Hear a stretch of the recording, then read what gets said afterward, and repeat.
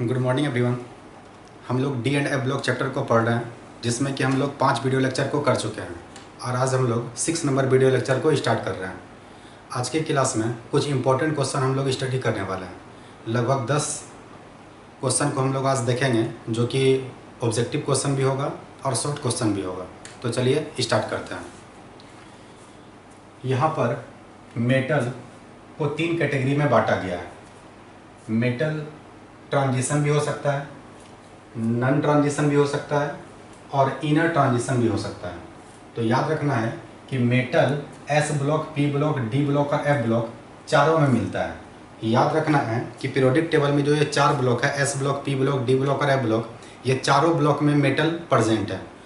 S block में भी, P block में भी, डी ब्लॉक में भी और एफ ब्लॉक में भी। और जितना भी नॉन मेटल है या फिर सेमी मेटल, मेटलॉइड्स है, ये सब आ जाता है पी ब्लॉक में। याद रखना है कि एकलौता पी ही एक ऐसा ब्लॉक है जिसमें कि मेटल, नॉन मेटल और सेमी मेटल तीनों प्रेजेंट होता है। एस ब्लॉक, पी ब्लॉक और डी ब्लॉक में केवल मेटल प्रेजेंट है। याद रखना है कि डी ब्लॉक में टोटल 40 एलिमेंट है और 40 का 40 मेटल है, सब का सब धातु है। एफ ब्लॉक में टोटल 28 है और ये 28 का 28 जो है ये सब का सब मेटल है।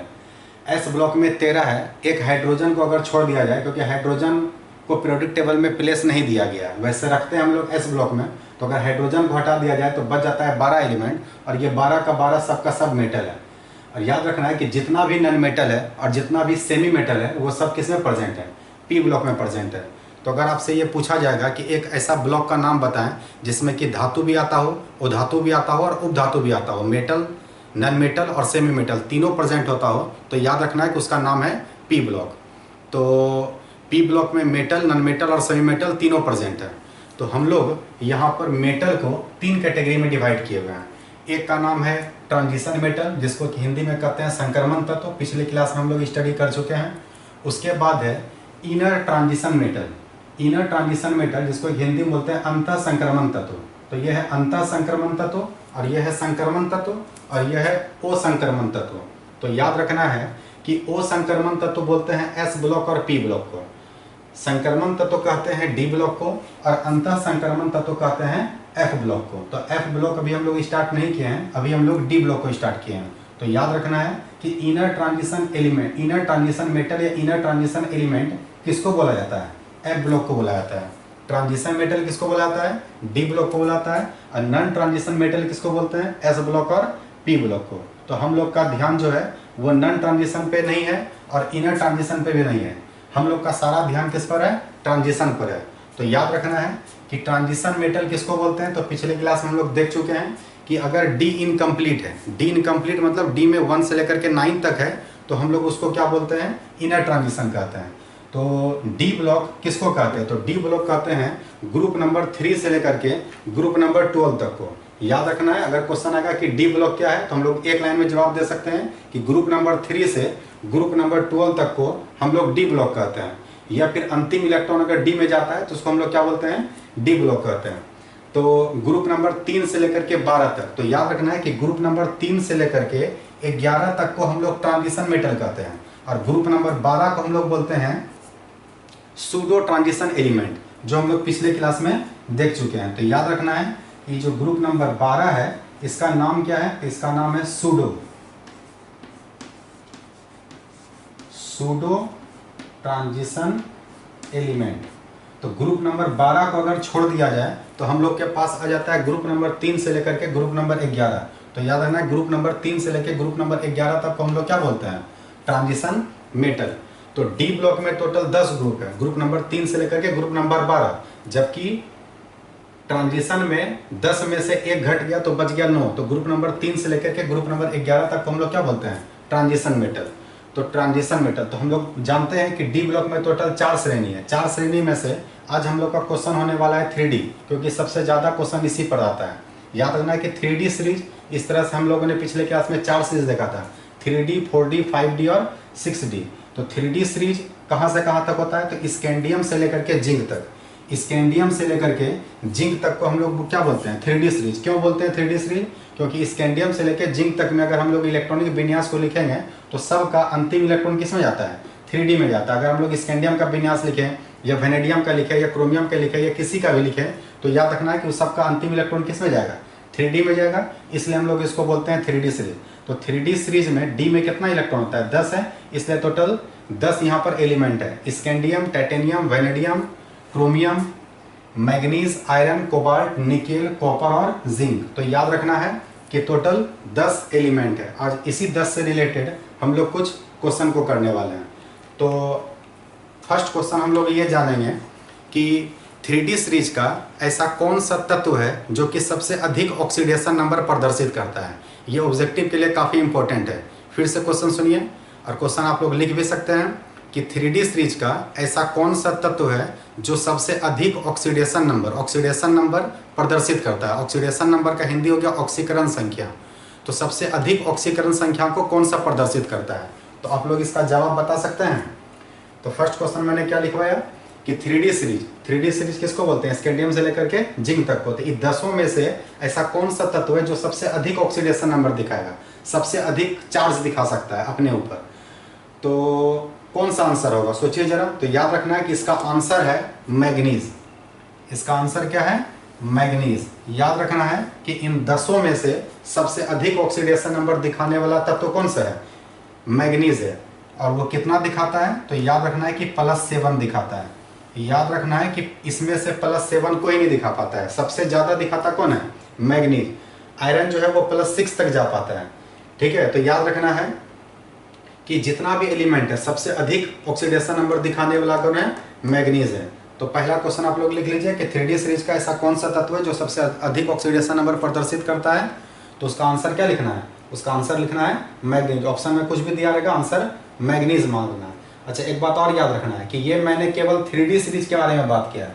अगर क्वेश्चन ये पूछेगा कि डी ब्लॉक में, पूरे डी ब्लॉक में 40 तत्व और 40 में ये, तो 10 में से अगर पूछेगा तो आंसर मैग्नीज होगा।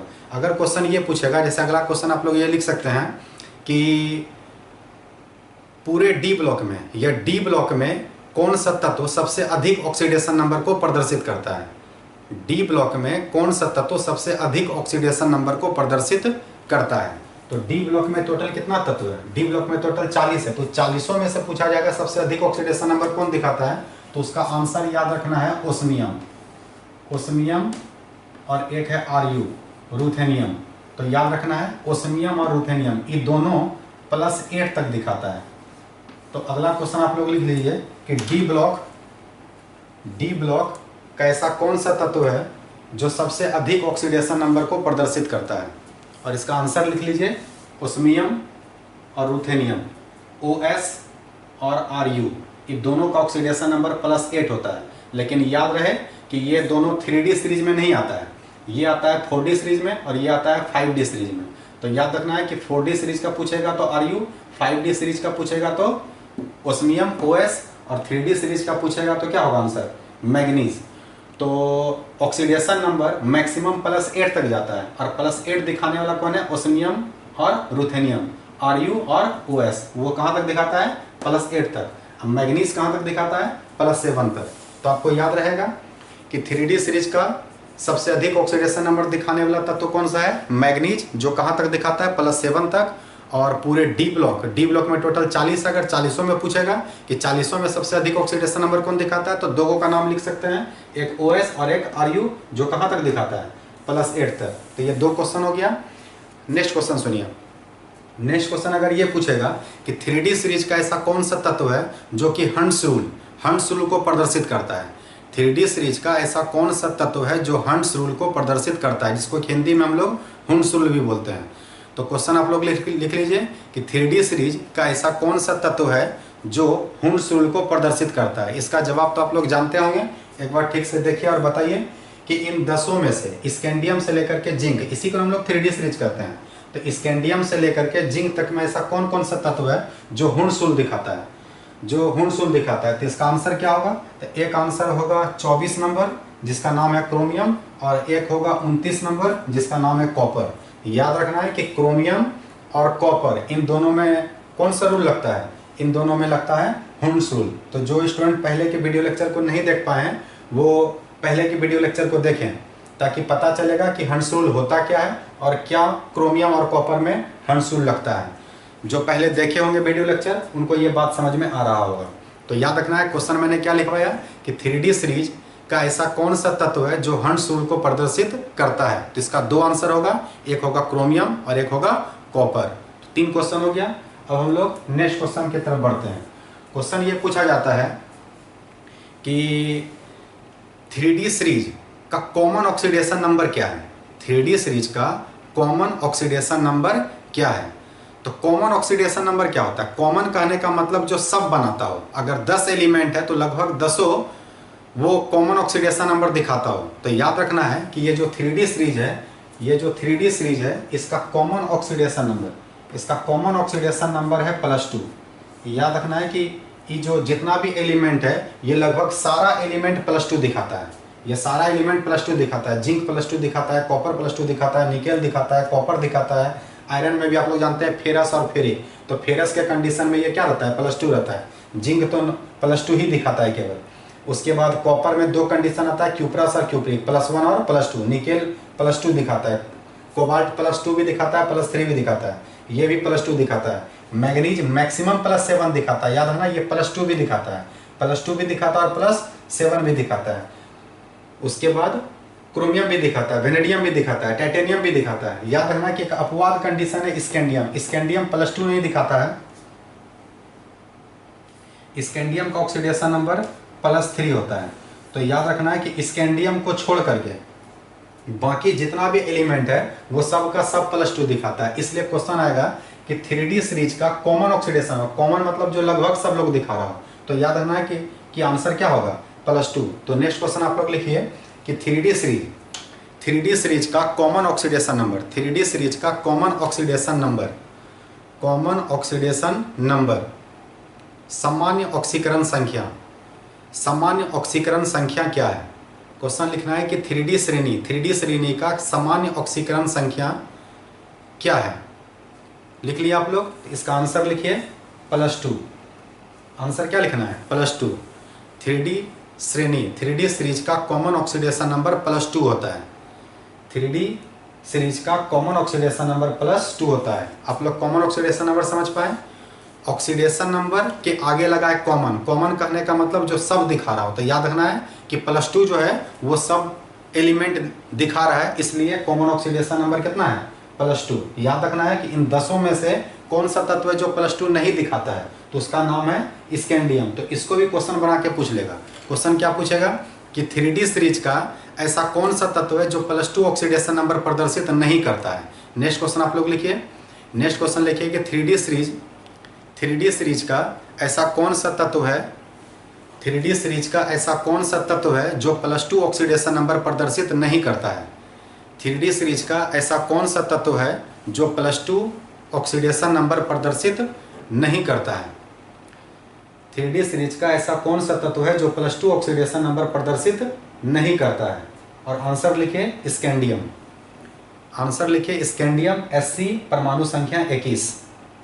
स्कैंडियम Sc परमाणु संख्या 21 लिख लिया आप लोग। और उसके बारे में लिख लीजिए कि स्कैंडियम केवल +3 ऑक्सीडेशन नंबर प्रदर्शित करता है। पॉइंट बना करके या ब्रैकेट में लिख लीजिए कि स्कैंडियम केवल +3 ऑक्सीडेशन नंबर प्रदर्शित करता है। स्कैंडियम केवल +3 ऑक्सीडेशन नंबर प्रदर्शित करता है। लिख लिया। नेक्स्ट क्वेश्चन पर ध्यान दीजिए। क्वेश्चन आता है कि 3D सीरीज का ऐसा कौन सा तत्व है जो कि वेरिएबल ऑक्सीडेशन नंबर प्रदर्शित नहीं करता है। वेरिएबल ऑक्सीडेशन नंबर मतलब परिवर्तनशील ऑक्सीकरण संख्या नहीं दिखाता है। क्वेश्चन क्या बोला मैंने कि 3D सीरीज का ऐसा कौन सा तत्व है जो परिवर्तनशील ऑक्सीकरण संख्या प्रदर्शित नहीं करता है। परिवर्तनशील मतलब जो एक से ज़्यादा नहीं दिखाता हो, मात्र एक ही दिखाता हो, जो एक ही ऑक्सीडेशन नंबर को दिखाता हो, अलग अलग ऑक्सीडेशन नंबर को प्रदर्शित नहीं करता हो। तो क्वेश्चन आप लोग लिखिए कि 3D सीरीज का ऐसा कौन सा तत्व है जो परिवर्तनशील ऑक्सीडेशन नंबर, परिवर्तनशील ऑक्सीकरण संख्या प्रदर्शित नहीं करता है। और इसका आंसर 2 गो है। एक आंसर है स्कैंडियम, और एक आंसर है जिंक। इसका 2 आंसर लिखिए, एक स्कैंडियम और एक जिंक। स्कैंडियम और जिंक। लिख लिए।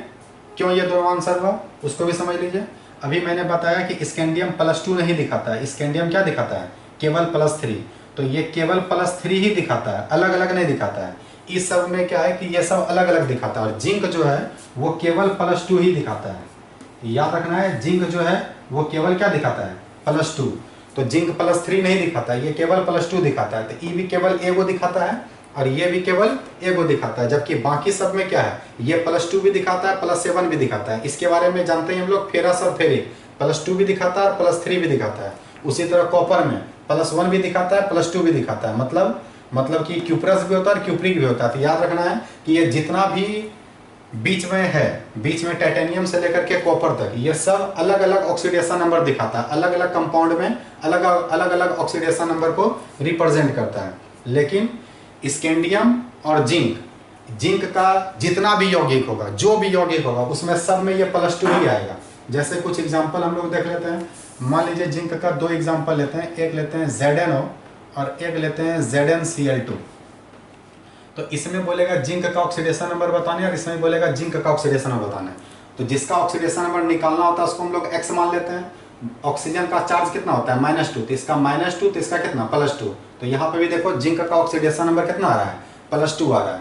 अगर इसमें निकालने बोलेगा तो क्या होगा, तो क्लोरीन जो है वो हेलोजन फैमिली का, और हेलोजन फैमिली का चार्ज होता है -1। तो एगो का -1 तो दोगो का कितना हो जाएगा, -2। तो इधर -2 है तो इसका क्या आ जाएगा, +2। तो क्या देख रहे हैं कि जिंक ऑक्साइड में भी इसका +2 है और जिंक क्लोराइड में भी इसका +2। तो जिंक का जितना भी यौगिक है, याद रखना है कि जिंक कहीं भी दिखेगा, समझ जाना है कि उसका चार्ज +2 ही होगा। किसी भी यौगिक में जिंक का चार्ज हमेशा क्या होता है, +2 होता है। तो उसी तरह स्कैंडियम भी है, स्कैंडियम का मैक्सिमम जितना भी यौगिक बना है वो सब में उसका चार्ज कितना है, वो सब में उसका चार्ज +3 है। कॉमन जितना भी इसका यौगिक है वो सब में उसका चार्ज कितना है, +3 है। तो याद रखना है, क्वेश्चन क्या बताया मैंने, तो क्वेश्चन ये बताया कि 3D सीरीज का ऐसा कौन सा तत्व है जो परिवर्तनशील ऑक्सीडेशन नंबर नहीं दिखाता है। तो इसका 2 आंसर याद रखना है, एक है स्कैंडियम और एक है जिंक।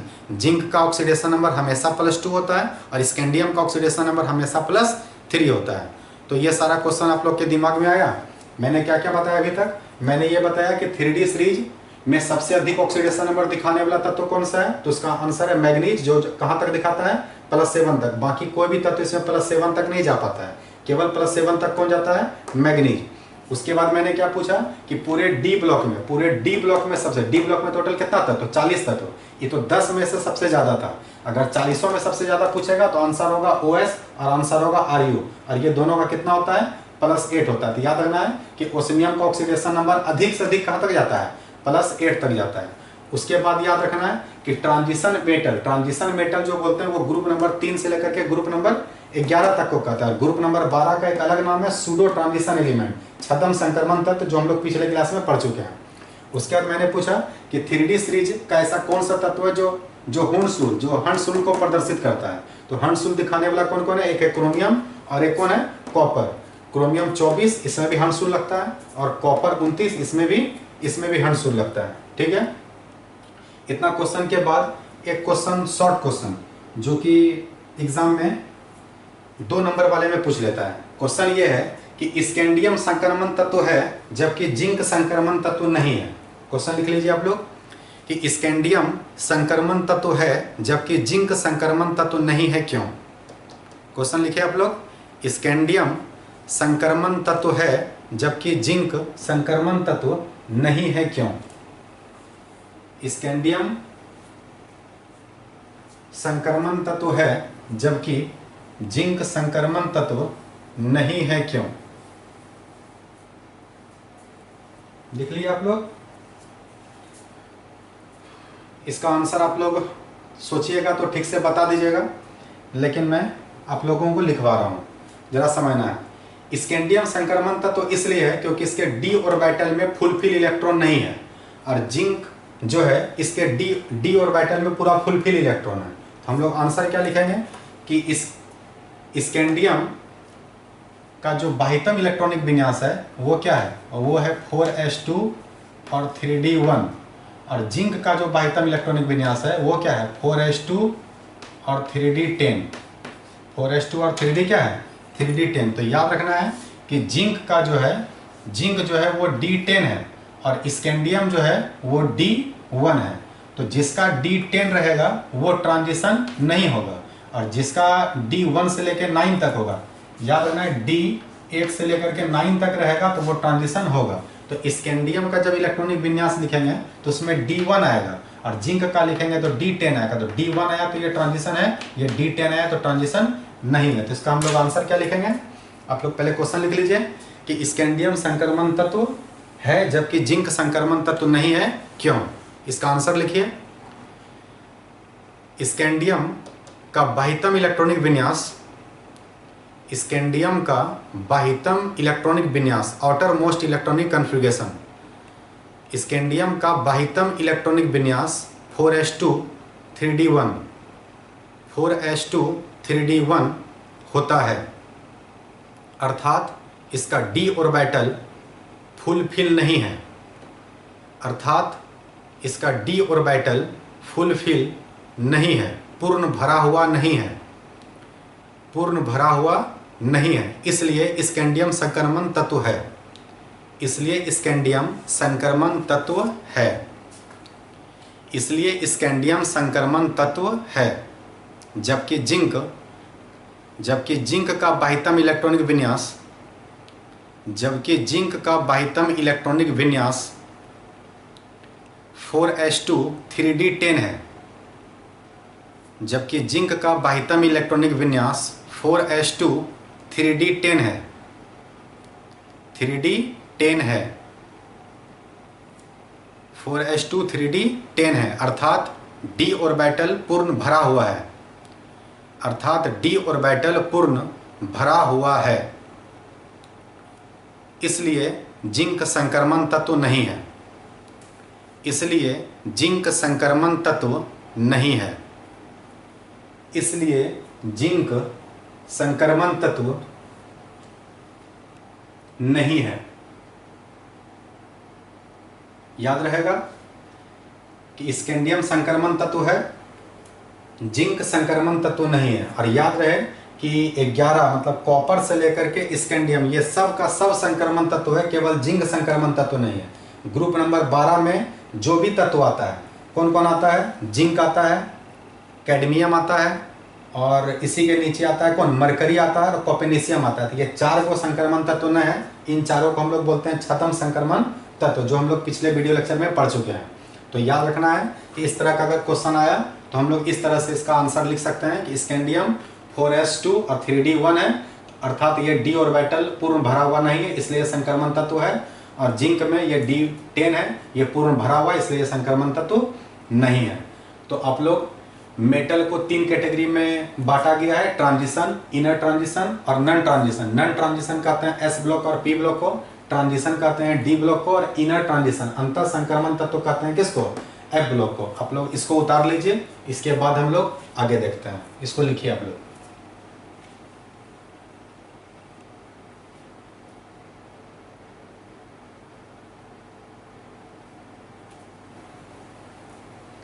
लिख लिया आप लोग। तो अभी हम लोगों ने पढ़ा कि 3D सीरीज का कॉमन ऑक्सीडेशन नंबर कितना होता है, +2, है ना। तो अब हम लोग कुछ और क्वेश्चन को देखते हैं इसी में। आप लोग ये बताइए कि पूरे डी ब्लॉक में सबसे हल्का तत्व और सबसे भारी तत्व कौन सा होगा। पूरे डी ब्लॉक में सबसे हल्का तत्व और सबसे भारी तत्व कौन सा होगा। तो याद रखना है कि सबसे हल्का तत्व है स्कैंडियम और सबसे भारी तत्व है ओस्मियम।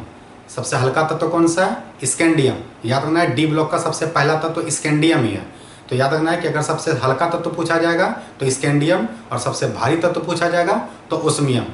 और अगर ये क्वेश्चन पूछा जाएगा कि किसका द्रवनांक सबसे कम होता है, 40 तत्व है डी ब्लॉक में और ये 40 में से पूछा जाएगा कि किसका द्रवनांक, मेल्टिंग पॉइंट, किसका द्रवनांक सबसे कम होता है, तो आंसर होगा मरकरी।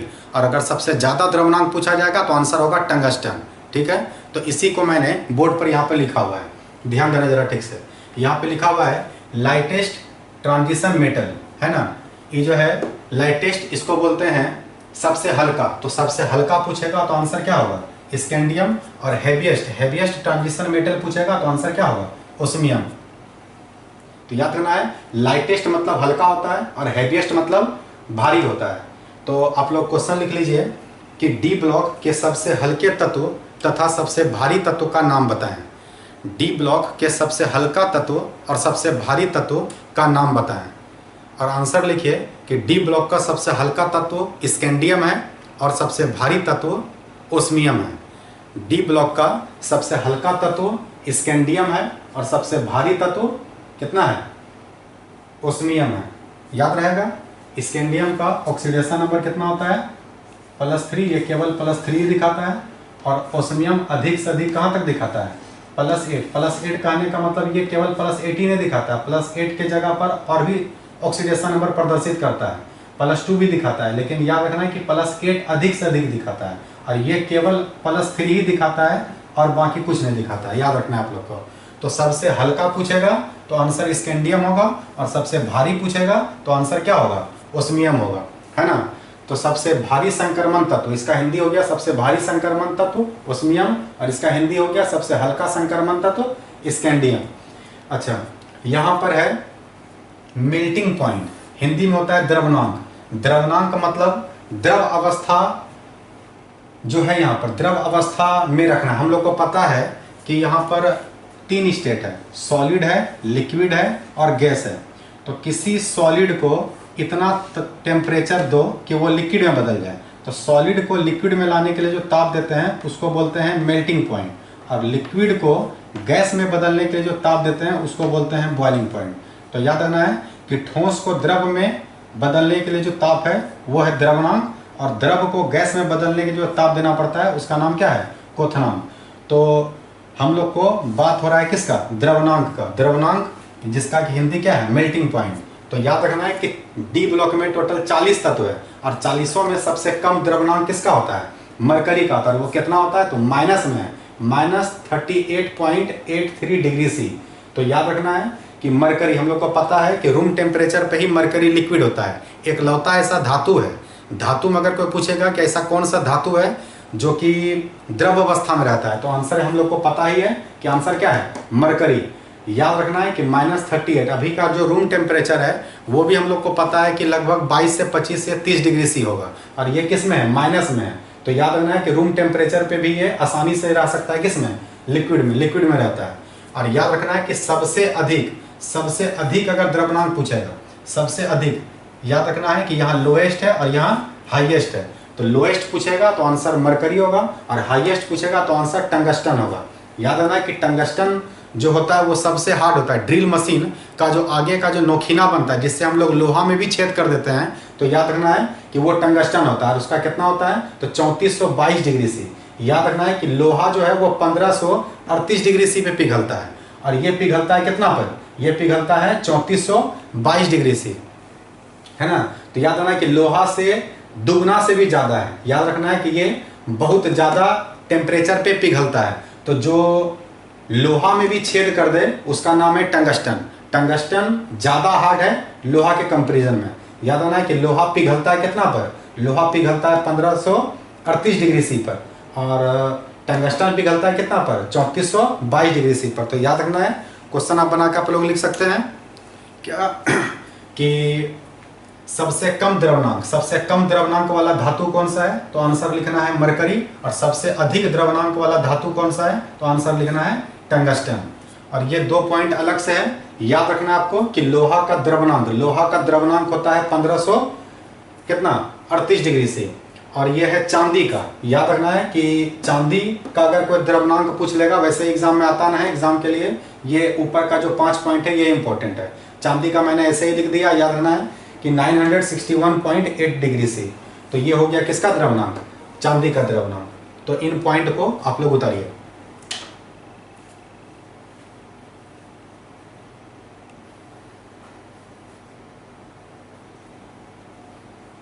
लिख लिया आप लोग?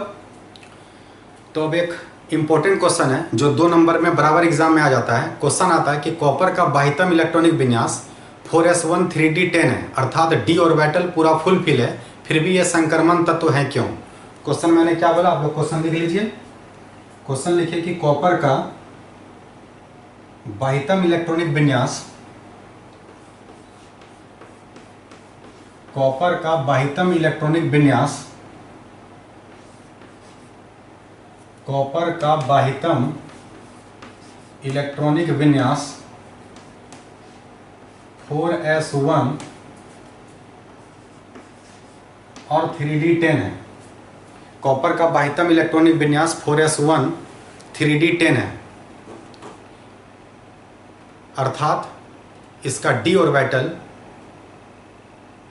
पूर्ण भरा हुआ है, अर्थात इसका d ऑर्बिटल पूर्ण भरा हुआ है। फिर भी यह संक्रमण तत्व हैं क्यों? फिर भी यह संक्रमण तत्व हैं क्यों? वीवीआई कर दीजिए इस क्वेश्चन को और ध्यान दीजिए। कॉपर का परमाणु संख्या कितना है? 29 है। कॉपर का अगर हम लोग विन्यास लिखेंगे तो क्या लिखेंगे? आर्गन 18, 4s1 और 3d10, क्योंकि कॉपर में हुंसुल लगता है और s का एक इलेक्ट्रॉन चले जाता है किसमें? d में। तो क्वेश्चन ये है कि जिसका d ऑर्बिटल पूरा भरा हुआ रहता है वह संक्रमण तत्व तो नहीं होता है।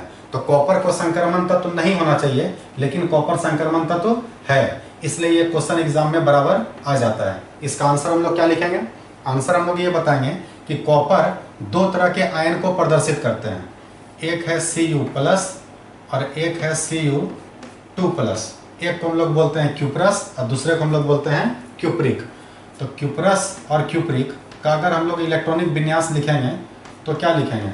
इसके नज़दीक का हो जाएगा आर्गन हो जाएगा 18, इसके बाद आ जाएगा यहाँ पर 4s1 और 3d10। यहाँ पर एक प्लस है, एक प्लस का मतलब ये एक इलेक्ट्रॉन को लॉस करेगा। तो एक इलेक्ट्रॉन 3 वाला से निकलेगा या 4 वाले से? तो हम लोग को पता है कि पहले 4 वाले से इलेक्ट्रॉन निकलता है, तो 4 वाला से निकलेगा तो यहाँ पर हो जाएगा 0। फिर भी यहाँ पे देख रहे हैं कि d10 है। जब हम लोग क्यूप्रिक का कंडीशन देखेंगे तो क्यूप्रिक के कंडीशन में क्या देखेंगे यहाँ पर कि यहाँ पर आर्गन 18 हो गया, ये 4s1 और 3d10। यहाँ पर 2 प्लस है, तो जब 2 प्लस होगा तो 2 इलेक्ट्रॉन लॉस होगा। तो एक इलेक्ट्रॉन तो पहले यहाँ से लॉस हो जाएगा, ये हो जाएगा 0, और एक इलेक्ट्रॉन यहाँ से भी लॉस होगा। तो 10 में से 1 गया तो क्या बच गया? 9। तो हम लोग क्या देख रहे हैं कि क्यूप्रिक के कंडीशन में ये d10 नहीं रख पाता है। अगर एक भी कंडीशन में d10 हट गया तो याद रखना है कि वो संक्रमण तत्व के श्रेणी में आ जाएगा। तो हम लोग इसका आंसर क्या लिखेंगे? क्वेश्चन तो आप लोगों ने लिख लिया है, आंसर हम लोग क्या बोलेंगे? तो आंसर ये बोलेंगे कि कॉपर 2 तरह के आयन को प्रदर्शित करते हैं, Cu प्लस और Cu2 प्लस। Cu2 प्लस के स्थिति में वो अपने d ऑर्बिटल को फुलफिल नहीं रख पाते हैं।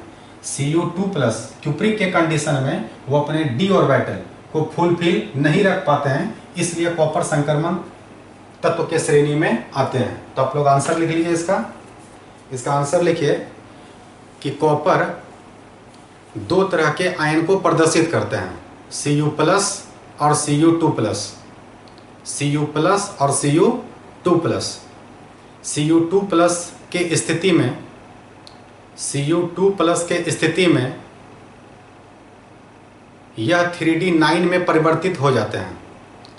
Cu2 प्लस के स्थिति में यह 3d9 में परिवर्तित हो जाते हैं, अर्थात अपने d ऑर्बिटल को पूर्ण भरा नहीं रख पाते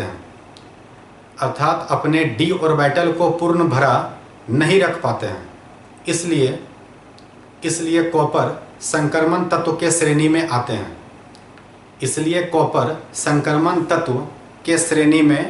हैं। लिख लिया आप लोग? इसलिए कॉपर संक्रमण तत्व के श्रेणी में आते हैं। तो ये काफ़ी इंपॉर्टेंट क्वेश्चन है कि कॉपर संक्रमण तत्व क्यों है, जबकि इसका d ऑर्बिटल तो पूरा भरा हुआ है। तो याद रखना है कि कॉपर 2 तरह का आयन बनाता है और Cu2 प्लस के कंडीशन में ये d10 नहीं रख पाता है, इसलिए संक्रमण तत्व के श्रेणी में आ जाता है। तो जो क्वेश्चन वो कॉपर पे पूछा वही सेम टू सेम क्वेश्चन वह सिल्वर पे भी पूछ सकता है। सिल्वर होता है Ag का परमाणु संख्या होता है 74। तो इसके अगर हम लोग बगल का नोबेल गैस लिखना चाहेंगे तो लिखना पड़ेगा क्रिप्टन का होता है 36। क्रिप्टन आता है हीलियम, नियन, आर्गन, क्रिप्टन 4 नंबर पर है, तो ये हो जाएगा 5s और यहाँ पर हो जाएगा 4d। तो यहाँ पर हो जाएगा 1, 36, 1 37 और 10 47। तो ये बन गया चांदी का इलेक्ट्रॉनिक विन्यास। इसमें भी हुंसुल लग रहा है। तो जो क्वेश्चन वो कॉपर पे पूछा सेम टू सेम क्वेश्चन वो सिल्वर पे भी पूछ सकता है, चांदी पर। क्वेश्चन क्या पूछेगा? क्वेश्चन पूछेगा कि चांदी का, या क्वेश्चन आप लोग लिख लीजिए, इसका आंसर आप लोग अपने से लिखिएगा। क्वेश्चन ये लिखना है कि चांदी का बाह्यतम इलेक्ट्रॉनिक विन्यास 5s1 और 4d10 है, 5s1 और 4d10 है, अर्थात इसका d ऑर्बिटल पूर्ण भरा हुआ है, फिर भी ये संक्रमण तत्व है क्यों? फिर भी ये संक्रमण तत्व है क्यों? लिख लिया आप लोग क्वेश्चन कि चांदी का बाह्यतम इलेक्ट्रॉनिक विन्यास 5s1 और 4d10 है, अर्थात इसका d ऑर्बिटल पूर्ण भरा हुआ है, फिर भी ये संक्रमण तत्व है क्यों? तो सेम आंसर होगा, जो कॉपर का होगा वही चांदी का भी होगा। हम लोग लिखेंगे क्या कि चांदी दो तरह के आयन को प्रदर्शित करते हैं, एक दिखाएंगे Ag+ और एक दिखाएंगे Ag2+। जिस तरह कॉपर बनाया था Cu+ और Cu2+, उसी तरह चांदी भी बनाता है Ag+ और Ag2+। तो Ag+ होगा तो एक इलेक्ट्रॉन निकलेगा, और Ag2+ होगा तो एक इलेक्ट्रॉन यहाँ से निकलेगा, एक इलेक्ट्रॉन यहाँ से निकलेगा, तो ये 9 में बदल जाएगा, इसलिए ये संक्रमण तत्व के श्रेणी में आ जाएगा। तो जो आंसर हम लोग कॉपर के लिए लिखे हैं वही सेम टू सेम आंसर हम लोग लिख सकते हैं किसके लिए? सेम टू सेम आंसर लिख सकते हैं चांदी के लिए। ठीक है, तो आज के क्लास में हम लोग कुछ क्वेश्चन को देखने का कोशिश किए। अब आप लोग के लिए 2 होमवर्क है, आप लोग उसका आंसर ढूंढ करके लाइएगा